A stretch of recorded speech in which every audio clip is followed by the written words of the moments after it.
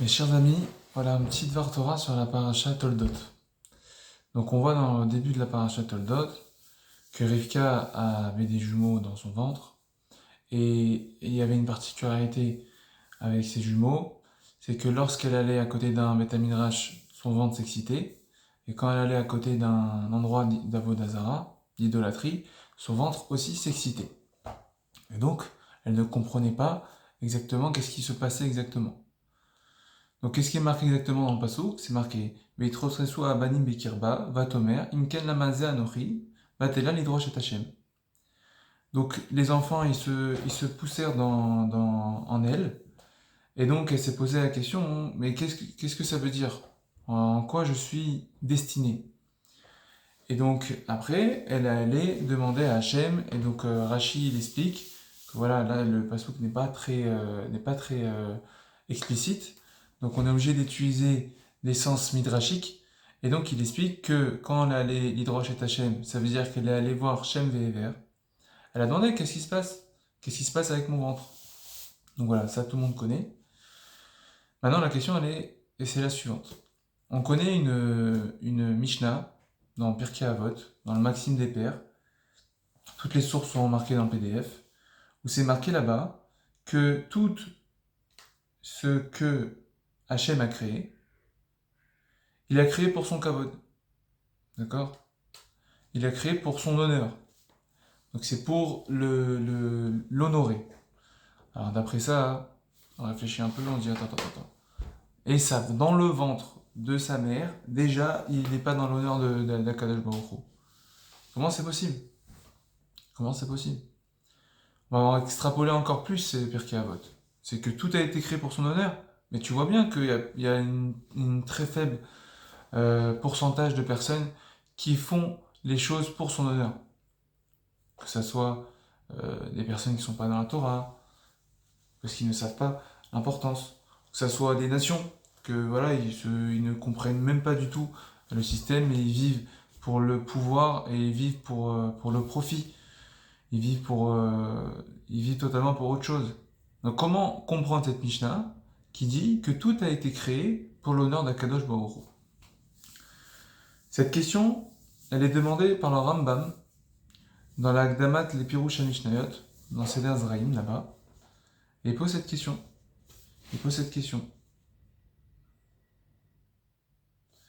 Donc comment ça se fait que la grande majorité des êtres humains, d'accord, eh ben ils ne sont pas du tout dans ce système. La majorité des êtres humains, ils ne sont pas dans le système de servir à Kadosh Baruch Hu. Donc comment on peut dire que le monde a été créé pour servir à Kadosh Baruch Hu? Alors la réponse elle est que en fait voilà ce qu'il propose comme réponse dans un premier temps, le Rambam propose la réponse suivante, que Akadosh Baruch Hu a créé les nations pour que ces nations-là puissent servir les Rachamim, les sages, et que les sages ils puissent servir à Akadosh Baruch Hu. Donc en gros, comme si que les nations c'était une canne pour les gens qui étudient la Torah. Donc en gros, je vais utiliser les Chinois pour que j'ai des objets assez faciles comme ce téléphone, comme cette table, pour que je puisse après étudier. Voilà comme ça que, a priori, il faudrait expliquer. Donc en gros, ils vont s'occuper des besoins matériels en créant des objets ou en créant des marchés, en créant des restaurants, etc.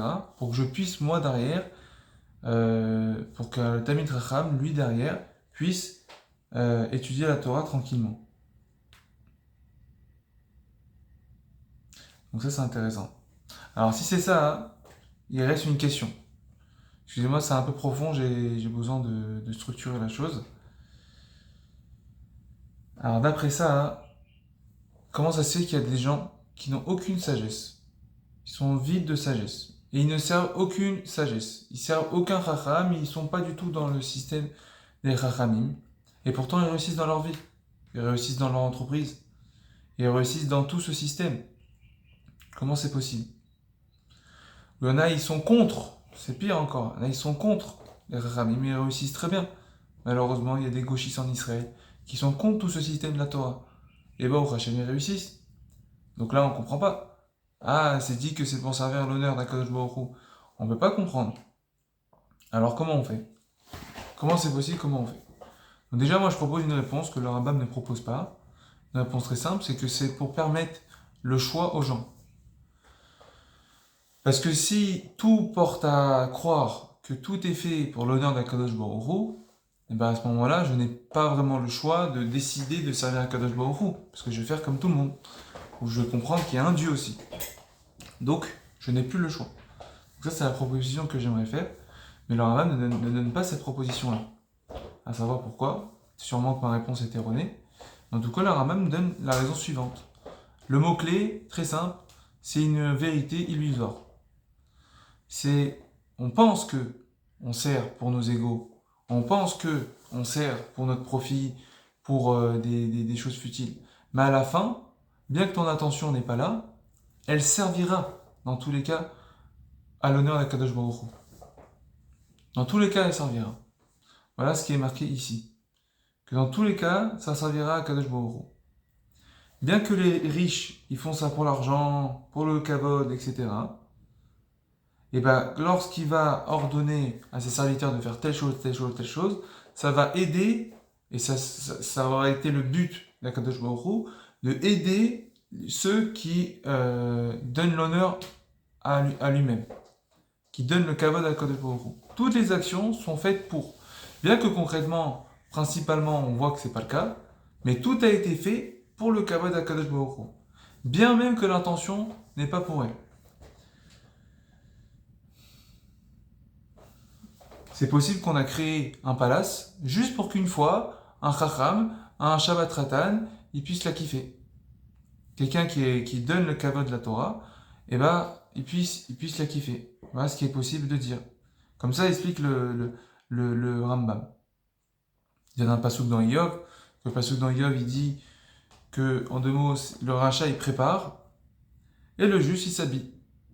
Donc en gros, le rachat il va préparer des beaux habits, il va préparer des costumes classe, et en fait, celui qui respecte le kavod à Torah va pouvoir profiter de ce kavod-là. Et comme ça, il explique le Rambam. Donc d'après ça, normalement, on a répondu. Donc déjà, on a répondu en quoi on peut dire que les nations, ils sont pour le kavod de la Torah. Certes, ils n'ont pas cette motivation-là, mais à la fin, ça permet de servir le kavod de la Torah. Ça permet de servir le kavod d'Akadosh Baruch Hu. Comment? En donnant la possibilité de se concentrer seulement sur le kavod d'Akadosh Baruch Hu par les sages. Voilà le principe qui est utilisé ici. On peut même dire plus que ça. C'est qu'à la fin, le riche qui donne un petit travail, voilà, imaginons quelqu'un il donne des travails à une femme d'Avrer. À la fin, c'est qui travaille pour qui? C'est celui qui est, entre guillemets, patron, et donc il dit oui, c'est moi qui donne le travail à des femmes d'Avrer, etc. Ou non? C'est toi, tu es juste un moyen de donner une parnassa à un foyer qui respecte la Torah. Et donc le Rambam, il est en train d'expliquer ça. C'est qu'à la fin, tout va vers la Torah. Vous allez me dire, mais attends, mais ça marche pas trop bien, parce que l'intention, elle n'est pas là. Les conséquences de leurs actions n'est pas que pour le kavod à Torah. Oui, mais moi je pense que c'est pour donner le choix qu'on fait ça. C'est justement pour donner le choix. Donc à la fin, dans tous les cas, on servira à Kadosh Baruch Hu. J'ai envie de vous dire plus que ça. Imaginons dans les fléchettes, quand on envoie les fléchettes sur la cible. D'accord? Donc on a un cercle. Ce cercle-là, le centre c'est 30 points, les côtés c'est 20 points, plus loin c'est 10 points, encore plus loin c'est 5 points, et si on ne touche pas la cible c'est 0 points. Tout le monde connaît ce principe de fléchette. La vie, elle n'est pas exactement comme ça. Quand je prends une fléchette et j'essaie de viser quelque chose, la cible n'est pas aussi simple que ça. Elle est encore plus compliquée, comme on connaît dans les jeux, où en haut à gauche, tu as un mini-point que si tu y arrives, c'est 50 points. En bas à droite, si tu y arrives, c'est 100 points. Et au moins, ça donne un peu de challenge, etc. Il y a plein de mini-cibles dans la vie.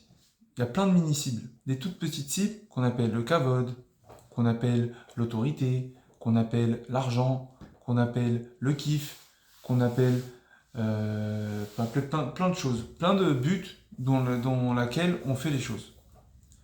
Mais à la fin, tous ces buts-là, ils se rapprochent pour être allés au centre qui est le Kavod HaTorah, qui est le but de la création du monde.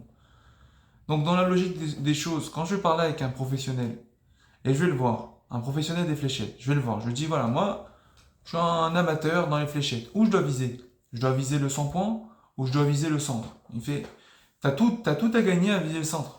Parce que plus tu te rapprocheras du centre, plus tu auras le Kavod. Plus tu feras le Kavod HaTorah, pardon. C'est comme ça qu'il faut voir les choses. Mais il va pas me dire, ah, vise le 100. Parce que si je vise le 100, peut-être que je vais tomber sur le 5. Et le pire, c'est que le 100, il est illusionniste dans mon analogie. C'est qu'à la fin, ce 100-là, ce 100 points, il est illusionniste et il ne servira que le centre de la cible. Donc c'est juste une allégorie pour dire que on peut viser n'importe quel objectif. Mais la question, c'est de savoir, à la fin, l'objectif que tu vises, il va où? Il va dans quel objectif? Et comprendre que quand tu vises le Kavod, je parle de moi-même en premier, hein, et je parle des nations, je parle de tout le monde. Quand on vise quelque chose, à la fin, c'est pour le Kavod HaTorah. Alors, en tant qu'on y est, ayons l'intention de le faire pour le Kavod HaTorah. On y gagnerait beaucoup plus. Parce qu'à la fin, c'est ça que ça va servir. Alors, vous allez me dire, bah, ça sert à rien que j'ai l'attention, parce qu'à la fin, ça va servir à Kadosh Baruch Hu. Donc, il n'y a aucune utilité que je serve à Kadosh Baruch Hu. Alors, détrompez-vous, il y a une vraie différence. Où j'ai vu ça? J'ai vu ça, c'est une mara très connue. C'est une mara dans ma Sechet Avodah Zarah.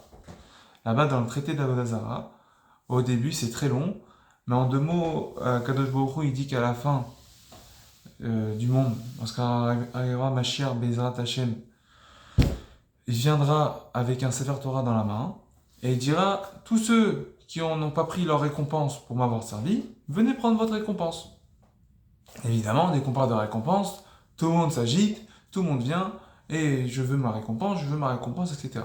Je vous laisse lire la Gemara là-bas, qui est très intéressante. Moi, je veux juste dire sur la finalité de la chose, qu'à la fin, Kadosh Baruch Hu, il a dit, certes, vous m'avez servi, vous avez servi le Kavod HaTorah, vous avez servi le Kadosh Baruch Hu, le Kavod à Kadosh Baruch Hu, en créant des avions qui permettent aux Français de venir en Israël et pouvoir apprendre la Torah. Vous avez créé des trains qui permettent, par exemple, d'aller de Paris à Aix-les-Bains. Vous avez créé des trains qui ont permis à des personnes, pendant la Seconde Guerre mondiale, de s'enfuir des camps. Oui, vous avez fait ça et ça a permis au Kavod. Mais le problème, c'est que ça n'a pas été votre attention. Donc je ne vous donne pas de récompense. Comprendre que l'intention qu'on donne à une chose, ça change tout. Ça change vraiment tout. Je parle pas d'un Kavod, je parle pas de Kavana dans la Tfila. C'est même plus que ça. Bien que dans la Tfila, on dit qu'une Tfila bli Kavana, c'est comme un corps sans âme. Une Tfila sans intention, c'est comme un corps sans âme. C'est zéro. C'est en gros, on lit des mots. Donc ça, c'est par rapport à la Kavana. Mais là, je parle de la Kavana de toute l'intention de notre vie, tout l'objectif de notre vie. Chaque action qu'on fait dans notre vie, à la fin, ça doit être pour le but de la Kadosh Baruch Hu. Je ne suis pas dans le mythique ou illuminé. C'est juste de dire, voilà, imaginons que je travaille, d'accord? Je travaille 8 heures par jour. Pourquoi je l'ai fait? Si je l'ai fait parce que je dois me respecter des engagements vis-à-vis de ma femme, parce que sinon elle va me tuer, ou je dois payer telle chose parce que j'aime le luxe, ou j'aime gérer, j'aime faire le patron, ou j'ai le kiff de l'argent. Si ton intention c'est ça, bah tu perds. Tu perds. Pourquoi tu perds? Je parle, ouais, même si on oublie la Torah 2 secondes. Si je vois juste mon intérêt à moi, tu perds. Parce qu'à la fin, tu n'as pas cette récompense du fait que tu honores à Kadosh Baruch Hu.